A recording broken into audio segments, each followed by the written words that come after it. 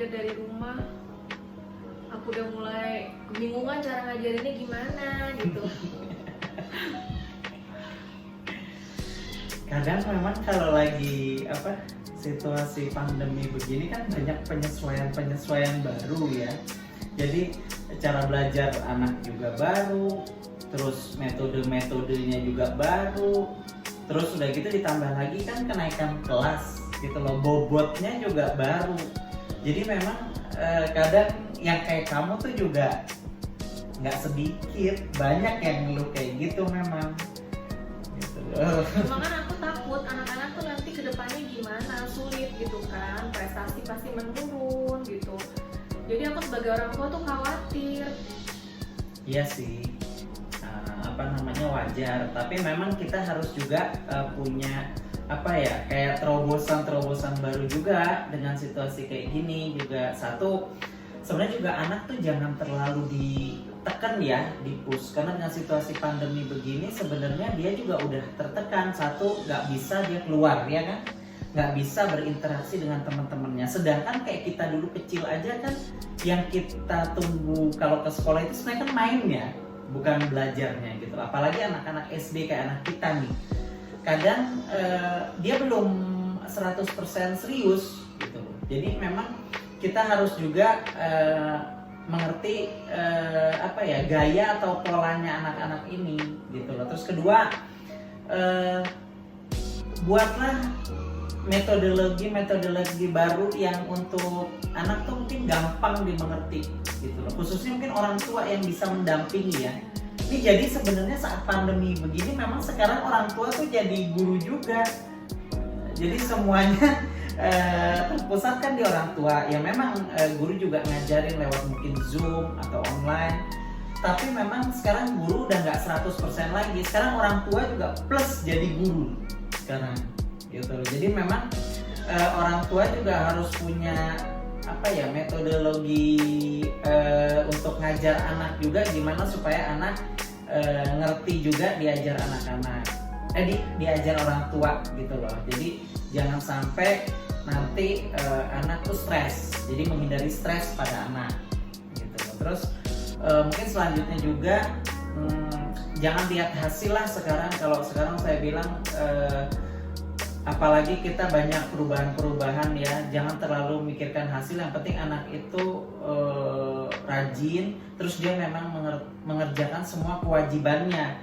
Misalnya kewajiban yang di perintah guru gitu loh, itu dia kerjakan, terus dia selesaikan, itu yang terpenting gitu loh.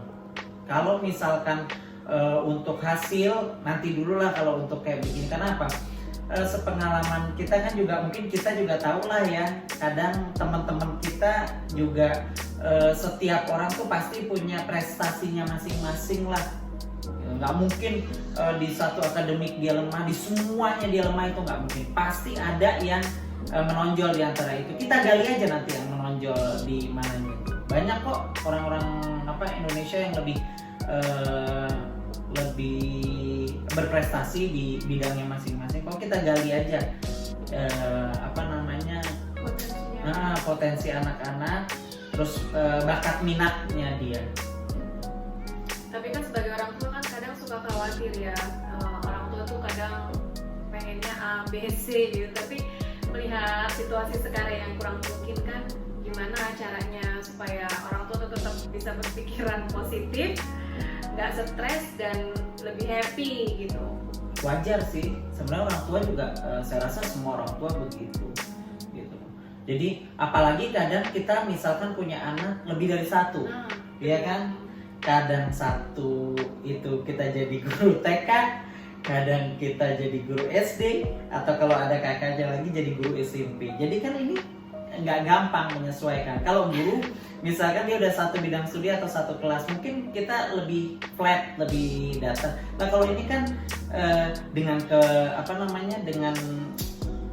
itu kesulitannya masing-masing. Keterampilan rumah juga orang tua tuh, apalagi ibu gitu ya, dengan mengurus rumah tangga, ditambah harus sekarang ditambah lagi ngurus belajarnya anak. Memang saya tahu lah, kalau apalagi khususnya mungkin ibu-ibu atau orang tua nih, stresnya nih saat sekarang juga orang tua ikut stres. tapi kita jangan sampai terpancing lah dengan situasi-situasi kayak gitu. Makanya jangan menargetkan sesuatu untuk anak gitu loh, supaya anak itu tidak terbebani dan dia enjoy gitu loh.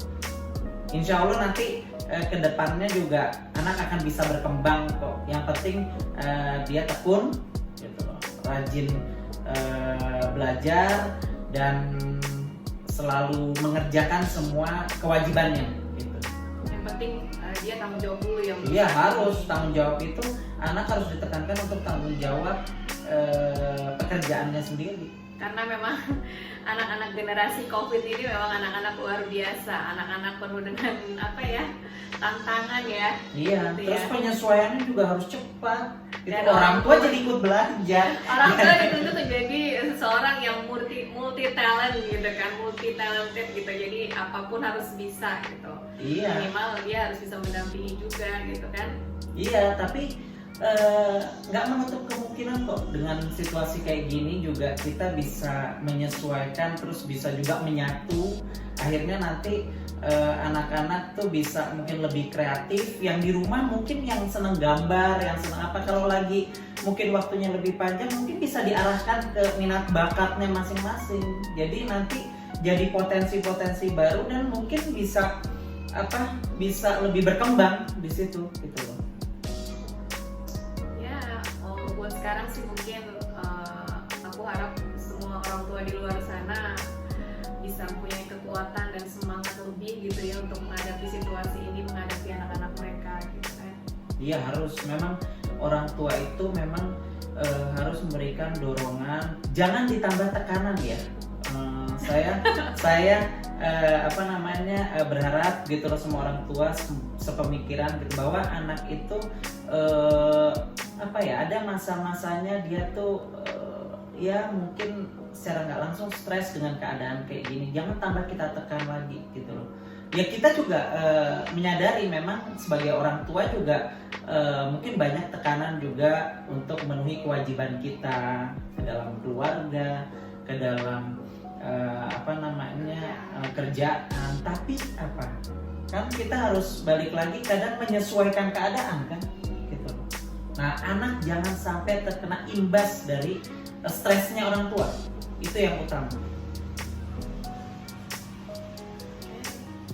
Semoga kita bisa jadi orang tua yang terbaik ya buat anak-anak kita. Ya, amin. Paling enggak kita memberi kesejukan, ketenangan, terus memberikan kenyamanan untuk anak-anak, supaya anak-anak tuh kedepannya mungkin lebih rileks dalam mengerjakan semua pekerjaan rumahnya mungkin. Terus udah gitu lebih bisa berkembang ke depannya. Potensi-potensi anak itu bakat minat anak itu mungkin bisa kita sebagai orang tua menyalurkan. Nah, mudah-mudahan COVID dan pandemi ini cepat berlalu ya, dan kita mungkin semua tetap dipulihkan kesehatan kita, dan selalu ke depannya mungkin rezeki, terus keluarga kita selalu mendapat lindungan dan berkah dari Tuhan yang Maha